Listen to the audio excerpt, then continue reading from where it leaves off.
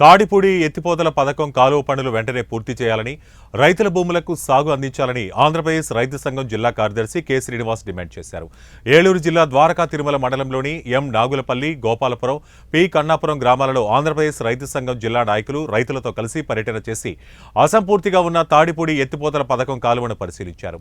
తాడిపూడి కాలువల పనులు పూర్తి కాకపోవడం వల్ల రైతులు పడుతున్న ఇబ్బందులను అడిగి తెలుసుకున్నారు. ఈ సందర్భంగా కె శ్రీనివాస్ మాట్లాడుతూ, గత 15 సంవత్సరాలుగా తాడిపూడి ఎత్తిపోతల పథకం కాలువ పనులు పూర్తి కాకపోవడంతో ద్వారకా తిరుమల, దెందులూరు మండలాల రైతులకు సాగునీరు అందడం లేదన్నారు.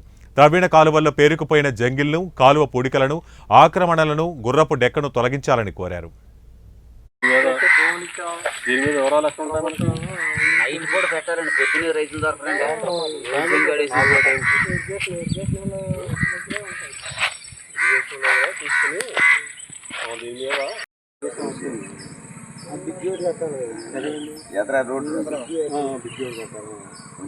ఇప్పుడు హైవే మీద అయితే వాడు చాలా మొత్తం వేసాడు. హైవే కదండి,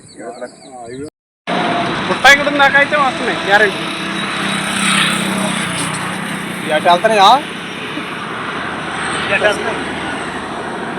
అటు వెళ్తున్నాయా? ఇక్కడి నుంచే కుట్ర సీలేదండి.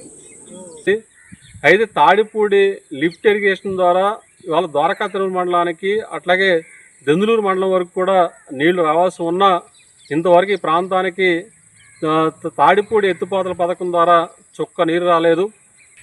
ఇది సుమారుగా 15-16 సంవత్సరాల నుంచి తాడిపూడి ఎత్తిపోతల పథకం అనేది తవ్వారు. కాలువ చాలా చోట్ల ఎక్కువ పని అయితే పూర్తి అయిపోయింది.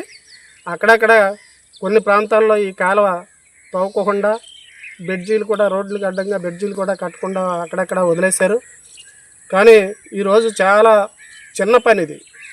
కానీ ఈ చిన్న పని ప్రభుత్వం కనుక చేస్తే ఈ గ్రామాల్లో ఇక్కడి నుంచి ద్వారకా తిరుమల దాకా